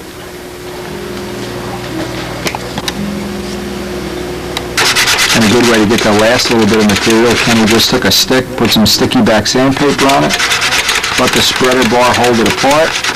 When we're all done, we'll pull that piece of wood out. If we're ever done. You aren't exactly getting any speeding tickets for this, you know? And I don't blame Brodak for wanting to fire you, you know? Well, he can have the job. Forget it. You never had more fun in your life. You never had more fun in your life. Little spreader bar. You still have a little clearance in there? Okay. When we're all done, we'll pull it out. Now we want to get the center line. Let's get a center line on both fuselage sides. Half of the distance, we're referencing off of this top edge. And we can work off the center line. Now we know the tail is 1/2 inch. And we know we have 1/4 inch tape. So we run a strip of tape and that'll give us a reference so we can get a nice accurate center line right there. Just, we really only need to do one side, but I'm doing both sides anyway, just as a double check. Take that line right to the end of the fuselage. Take it right to the end, because you're going to use that to reference off the center of the elevators that you have neutral to neutral. Once you lock this in, this is locked in neutral, that's locked in neutral, you don't have to worry about wiping off the plane and all of a sudden you push down on a flap and the whole thing is changing. Bulletproof. Have to make a little triangle piece, so I would suggest you just take a little piece of wood to make a little half moon in here, and then we'll just keep shaving it down until the tail sits right where we want it. By the way that the plans show of using the square block in the middle, that'll work fine too, but this is a method that we're real familiar with, and by having the blueprints and this method, you can pick the one that looks like it's going to work the best for you.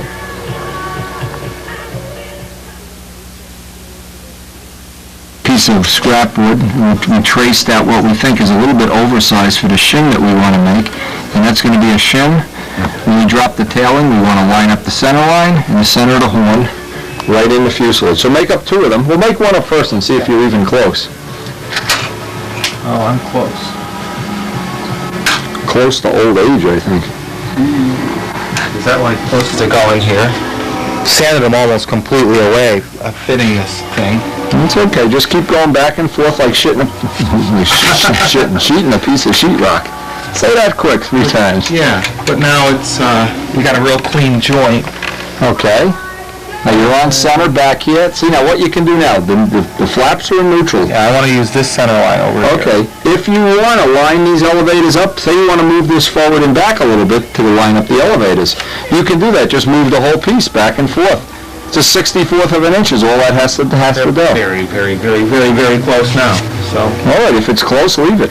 Make sure you haven't knocked the flaps out of it. In fact, the flaps look like they're knocked out of alignment. Out of alignment. So go back and reset the flaps and come up here so that the flaps, the elevators, and then the 2 hinge lines are in alignment, and then we'll set the side-to-side play.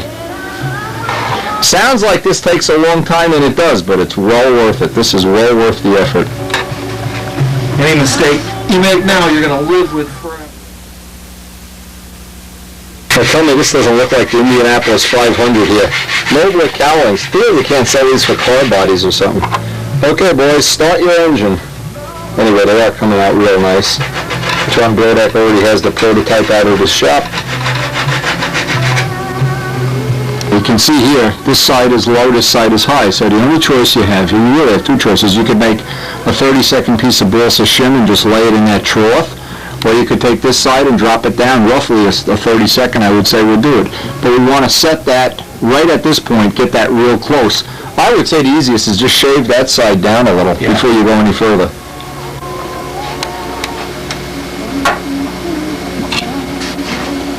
You need to dress off one side? Yeah.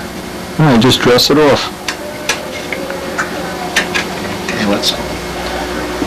Now what I do is I look right down the body and I start to lower my head. Now watch your tail disappear and see it all disappear at the same time. Raise your head up.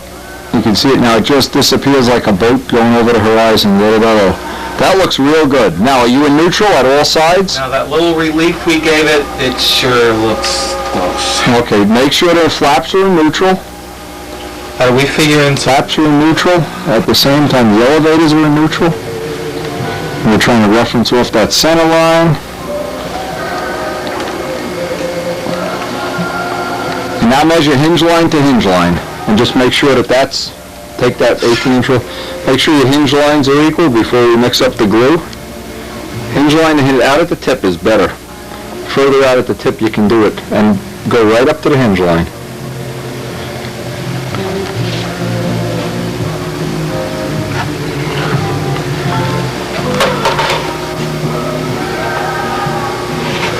Well, now here's where we have a small problem.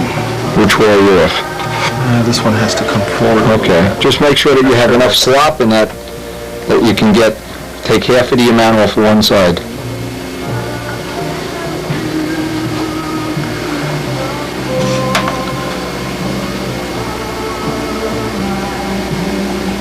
Otherwise the tail is crooked relative. In other words, the two hinge lines should be perfectly parallel.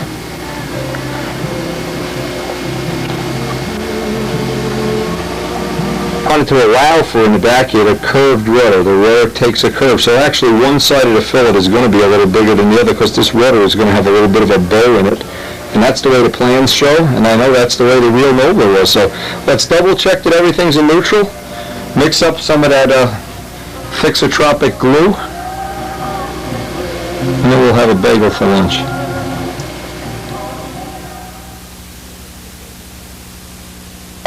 Taking this apart and putting it back together when we glue it, so.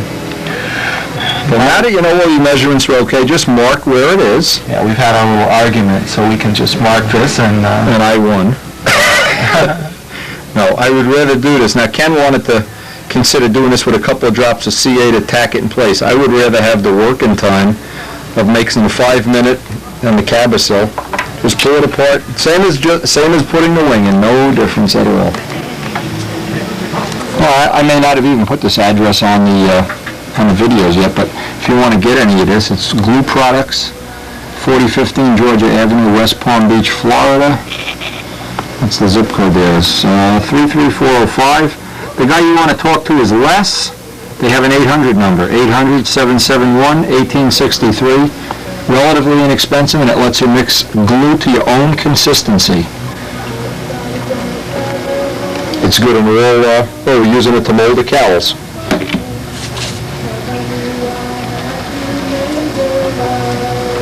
That does, if there's little gaps, paper-thin gaps around there, the thick glue just fills it right in. It's really nice. When that stuff it doesn't start sagging and running down and getting mixed up with everything, it's really a nice product to use. Again, something you might want to experiment with on your own is mixing glue to your own consistency. Nice and thick.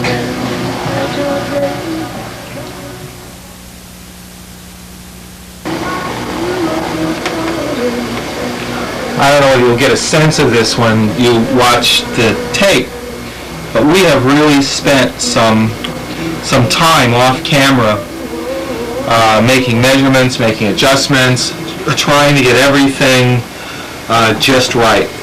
And now that we're gluing this, we're gonna set this whole thing up and babysit it while the glue sets up. This could be a real disaster if we get it wrong. We won't. We absolutely will not. Spoken by the captain of the Titanic. Right. I will not hit an iceberg. Just turn left at Greenland. Okay. That's right. Now, there's no problem now. Even if none of the measurements, if they don't all tie out, we can pull it apart before this gets to be a problem. So put a little kicker bottle or something on top of it. Now, I'll tell you another thing I did one time that I didn't like is I went and put a giant rate up here. Somebody walked by the table, just hit it with their hip, and the rate walked out onto the side. So by the time I came back from whatever I was doing, the tail was glued on a 20-degree angle. Check the hinge lines, hinge line to hinge line. You've got this part of it real good. This is real even. That one more look, Ken, before we head up for lunch. The glue is kind of gelled out, but I put a little bit of glue down in here just to make a little tack joint.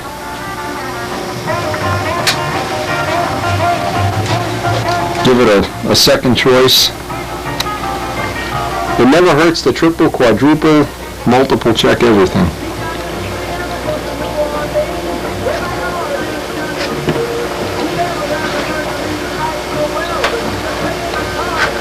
Okay. But it doesn't look like an optical illusion. Well, it looks pretty decent. Boy, I like the way these fillets turned out inside. That's a great trick, isn't it? Yeah, that is. It is. Yeah, it's starting to really look like an airplane. See this? From this point on, now it really starts to be fun. It's an airplane. I'm sorry, I just couldn't resist. I went to answer the phone, I come back and he's done. What a bum.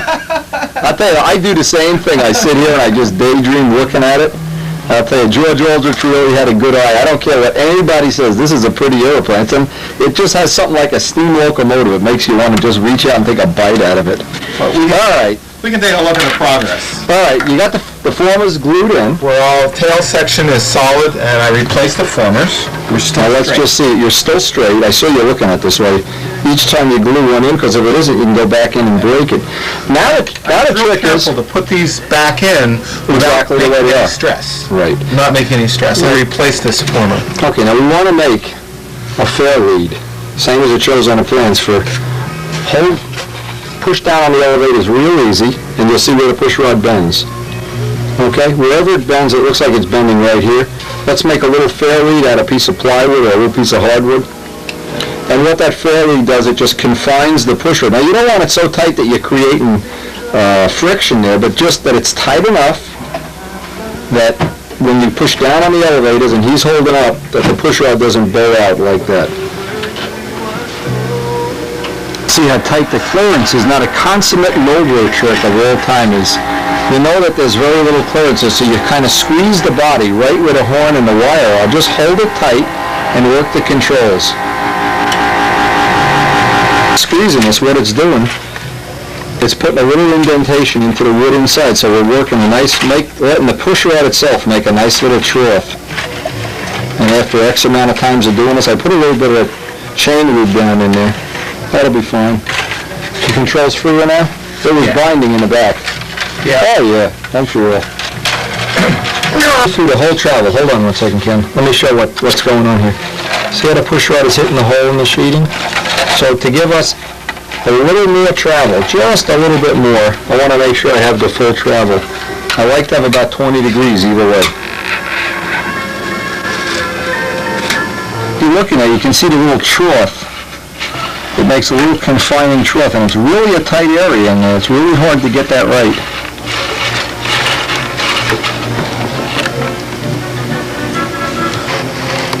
Now try to do the same thing. Try to do the deflection thing and see if it's bending. Nope, it's perfect. Now when it's in up control, I push down here to see. That isn't moving at all. Now normally, it will only bend out or up. It never bends in both dimensions, so all you need to do is confine it like that. That's pretty well set. Yeah, I just wanted to bend out. And all that does, just deflect when it's in the up control, press down on the elevators, and you'll see that push rod bending. Get rid of that bend. Now you have the 1/8 inch ones, the big bell crank, everything's nice and solid. That should be real good.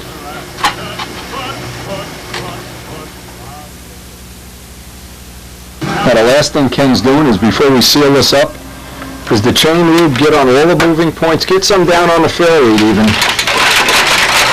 Work it through its cycle, get it on all the pivot points.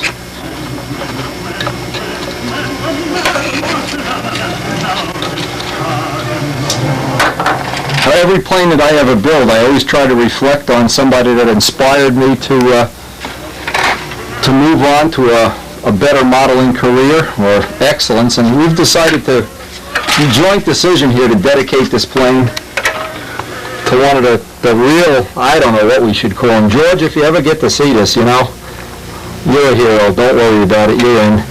And that's better than having the Poblinski Cup. Anyway, this is dedicated to George Aldrich. I've built and loved Noblers for a long time, and we're getting ready to seal this up, I hope, and take it out by the pond and take some pictures of it. All right. Let's get to work. Is something, if you don't have a tight fit up here, you want to get a piece of 1/4 inch square to connect this to the ring. Making the joint from the fuselage to the ring, this connection is what's important. And by the way, I've dedicated, every plane I've ever done is dedicated, if you look at some of the old videos, to some of my old friends that aren't with us anymore, Harold Price and, John DeTavio, George Ventrini, I don't even know who else. John Pothier, hey. people that have been inspirational in my life. Okay, mark that up. I would be wanting to put that on with epoxy. That part I'd want to get on with epoxy. Mix in 5 minutes. You don't have to make it thixotropic. And then we'll take that on. The back piece we can put on with CA, but I'd want anything up around the nose to have epoxy if possible. Well, we're going to glass this nose. Absolutely.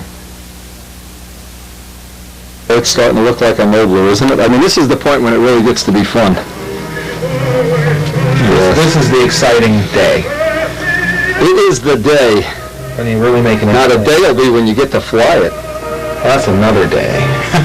This is a little bit maybe of overkill, but we really want to be able to fly this plane under any conditions.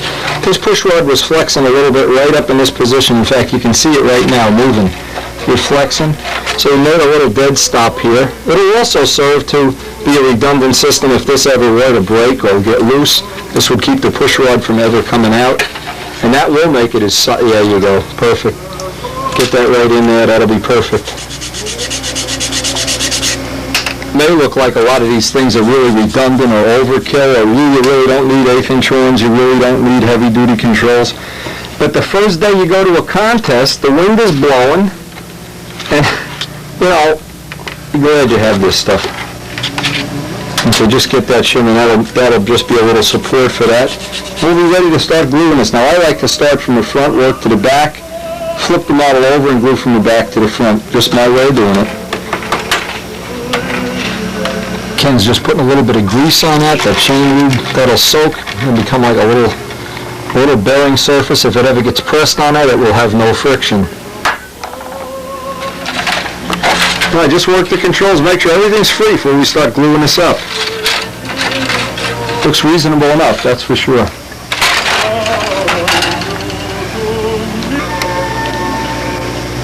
Just get a nice bead of glue and we'll wipe it, press it down, wipe it with alcohol, and then tape it in position. Put plenty of epoxy up in this area here because I don't want to see that seam in the final finish. After you buff it all out and everything, the last thing I want to see is that seam. Now remember, you folks at home, we've only used 5-minute epoxy in the whole plane. That's no pre-five or overnight or any of that stuff. So. And George, I hope you like this copy of your plane. I think this is going to be, you know, you had the original 52 version, and this is kind of like the, well, likened to having a 32 Ford with a new Chevy engine. And not totally nostalgic, but certainly a cool plane. More like a modern reworked flathead. Yeah, flathead V8 with Super Tiger pistons in it. Okay. Right, do a dry fit now. Put that on. Make sure you have a good wet seam on the whole area, especially the nose, that end grain on the nose. I'm just paranoid about that glue seam coming back to haunt us. Let's see, you got it glued down the whole block, no dry spots? I'm going to relieve this corner just a bit because I think we've got a small problem right here. Now just make sure there's a fit, that you have the glue. When you pull it back, it's got glue on both sides like a sandwich, and then tape it right down in place.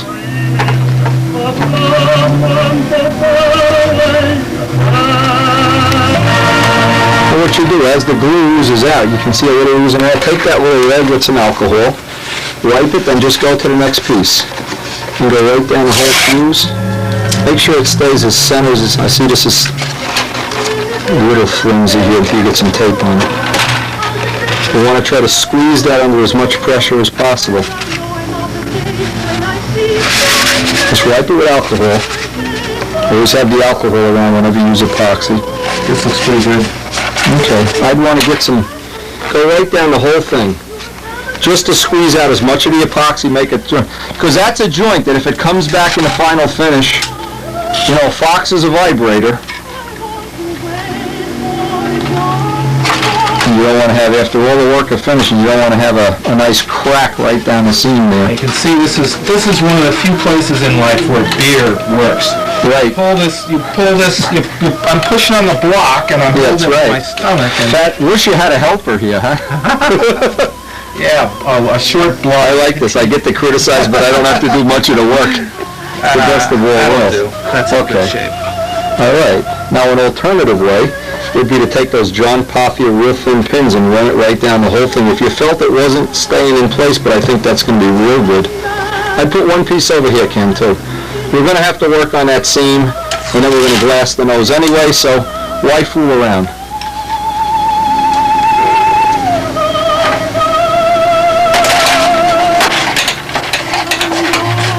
Show this up close, how nice this hollowed out. Now, I wouldn't be surprised if in the real near future, John Brodak had a mold for this part for the people that don't really want to carve it. In fact, I see one of them right there. Okay, do a dry fit. This we can CA on. We don't have to epoxy that on.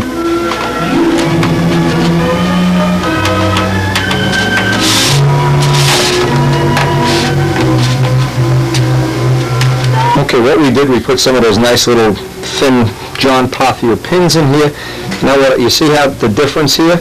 Well, I just want to get Ken to just tack it with a couple of, get it squeezed so that joint is real nice, and just tack it. Tack it where my thumb is. Okay. Do the other side and make sure that seam is nice and straight. That's especially good on that side. Okay.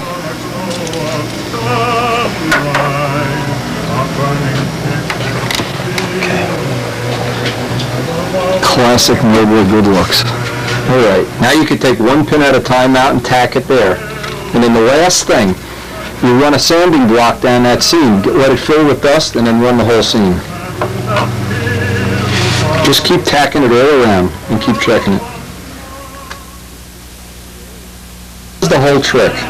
When we glue this top block on, we don't want to move the position of the tail. So what Kenny's done, in tacking it on, it's come up about a 32nd of an inch. So what we did is put a weight on this, just enough that it goes down a 32nd beyond where we want it to wind up. And then we'll run the seam.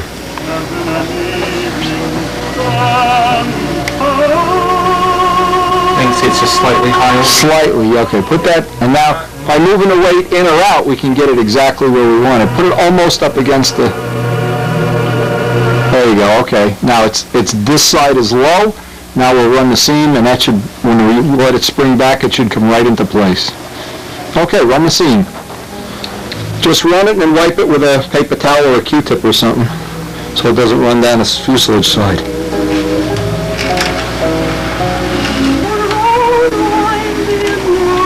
Just watch you don't glue the paper towel to the turtleneck. And what I like to do is, once this is level and everything's even, take the sanding block and just hit that area so if the crack fills with dust, and it'll cosmetically, that the dust will help kick that off. It'll make for a nice seam that won't really show in the final paintwork.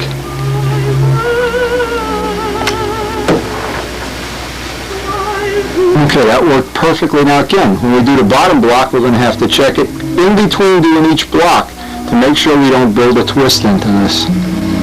Very delicate at this point until all the blocks are glued in permanently.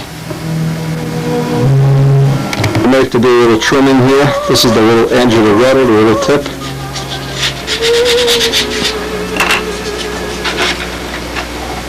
I'd put it on with pins first, tack it, then run the glue seam.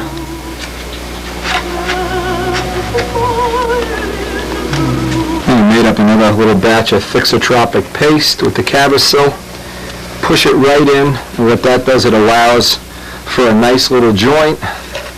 You get a little time to work on it, and of course check it that we haven't, every step of the way, that we haven't knocked it out of alignment.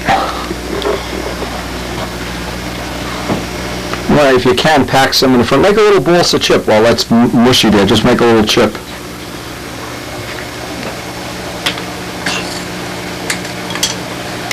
A piece of triangle stock. Fancy. Doesn't have to be fancy. You can cut it and trim it off. Just like a little cork.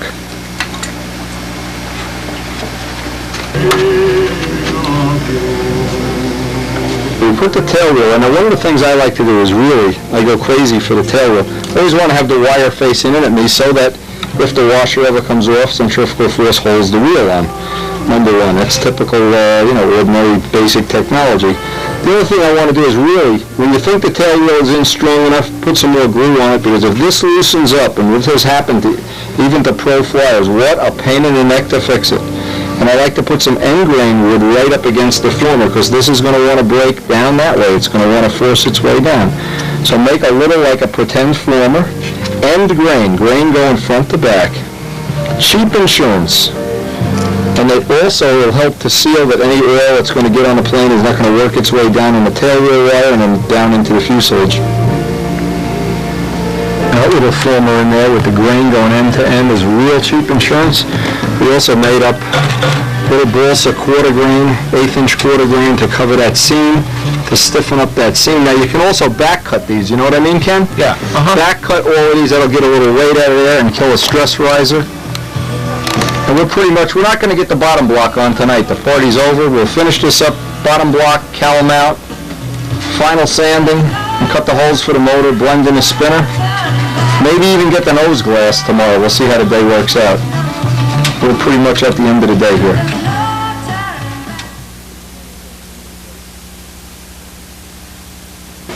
Well, we really did get a lot accomplished today. I want to give Kenny some credit. He really toughed it out. Anyway, one of the things I forgot to put on the tape, he did get a pinhole in all the ribs. We're going to finish, I hope, almost all of this tomorrow. You shave these back. And we'll be ready. Hey, we're going to pick this up tomorrow morning. And I hope everybody that's viewing the tape is having a good, entertaining time and maybe even learning something that you can put to use in your own program. See you in the morning.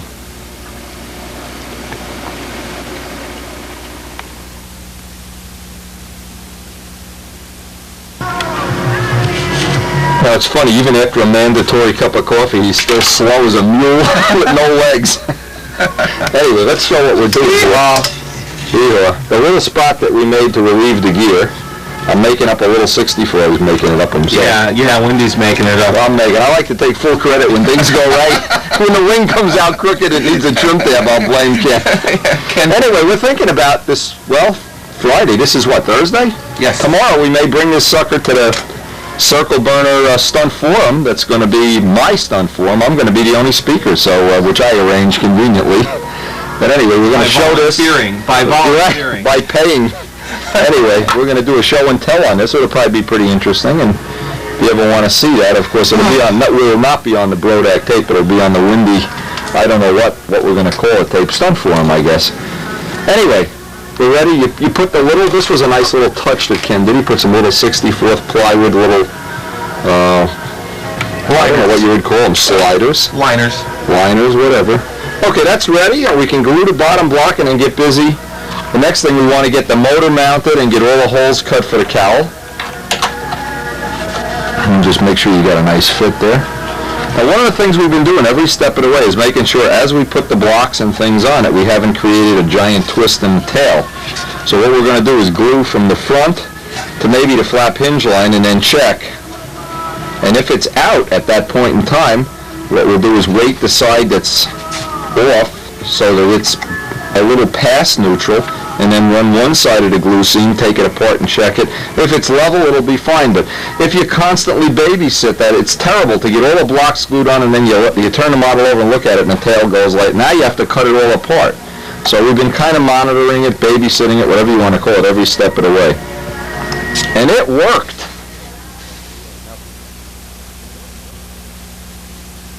Now, one of the things that constantly used to be a problem in all the Noblers that I built was oil would always work its way. These legs tend to move, especially if you don't make a perfect landing. And what will happen is oil will work its way down. Eventually it gets in here and down here, and before you know it, it's in the tail wheel and whatever. So one of the things we're going to do is harden up those little slots. I want to leave a little clearance around here, and then after the model is painted and buffed out and whatever, I want to take some GE clear silicone and pack it down in there. And I've seen that done by many top-level modelers who showed me that trick. Same thing with the tail wheel. I want to, when it's all done, is take a toothpick and run some of that silicone down in there, just as a little barrier to try to keep oil from wicking inside the fuselage. And a little CA on there now will harden it up real good, I think. Let's see, yesterday we had this pretty good though, right, Ken? Yeah, we had it perfect. Okay, well, we got to just make sure that we keep it perfect now. Okay, what Ken's doing is we've tacked it up to the ring, then checked it. Now we're going to go from the ring, maybe halfway back, flip it over and check it again, and just tack it. So if we have to break it apart, shim it, sand it, whatever we have to do, we won't have a problem. And it's a good idea to, I guess, any block that you put on to do it this way. If you just go run the whole seam, when you're all done, if it's crooked, you got to cut the whole seam. This way, if it's wrong, we'll just pop it at those spots. Take a look at it and let's see what it looks like.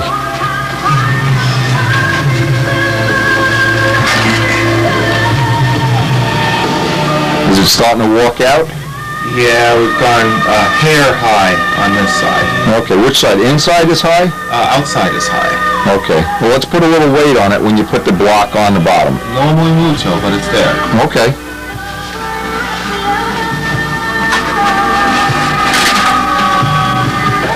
Okay, what we have here is a little worms.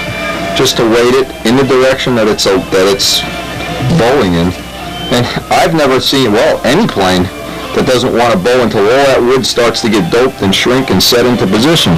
Now even after you would do this, after you shrink the dope, every time you shrink the dope it's going to move just a little bit. So if there's a high side, as it's drying, put a weight on the high side so it'll tend to come back down. Now just so you know, we're tack glued here, here, here, here, here, here, here, and here. Okay, just tack glued. Okay, let's see if we got it back into neutral, or look right down. Put your nose right down the block and see if you have it. Get used to sighting it. Because what you're going to do every time you dope it is you're going to recheck it, and it's going to go one time back until that dope all We're 16th high on this tip. Okay. All right. Now weight the high side, and then we'll run the seam. Weight the high side, and then just run the seam. That's all. Okay, Ken's running the whole glue seam. We got a jig with some weight on here. Jill's weight's over there just to keep it from turning over.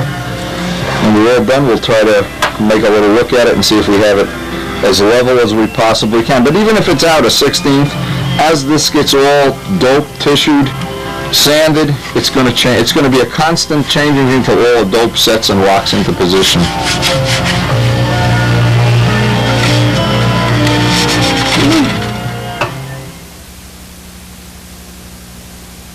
Hold it steady, you're a nervous wreck, crying out loud, like an alcoholic. Okay, let's see. Okay, I would say that's good enough. Okay. Close. All right, let's do a test fit on the cowl. Oh, I thought you were going to say a test flight. No silk span, how to keep the model light. Let's test fit that cowl up. In fact, we're getting near the end of the tape. I think we'll let the cowl go to the next tape, because we're going to set this former in here. We want to cut all the holes for the motors, the air outlets, the mount. Check that the spinner fits, and then the fillets. I'm trying to figure what else. We'll probably be able to finish this up on the next tape for sure. Get it tissued. Cleaning up. All right. Little things.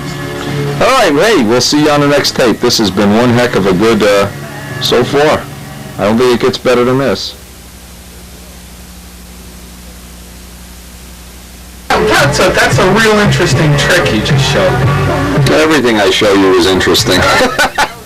It'll take you another week, you'll be smarter than me. People watching the tape are already smarter than me. Okay, thanks for joining us. Hey, it's fun hanging around here anyway. Order a pizza pie.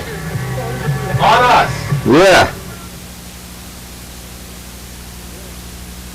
Special thanks to John Brodak for sending me this real nice photo enlargement of a Spitfire. And boy, I'll tell you, we're going to be starting a new Spitfire real soon as this Project Noble is finished. Stay tuned.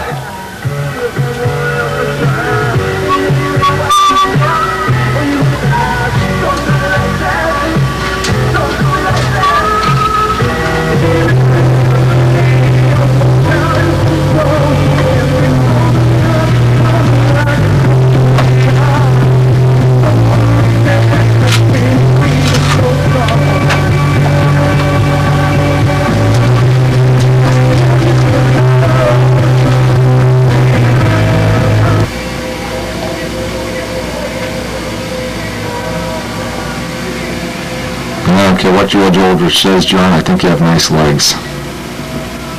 Nice feet. Anyway, hey, hope you enjoyed the tape, and we hope to see you on tape 5.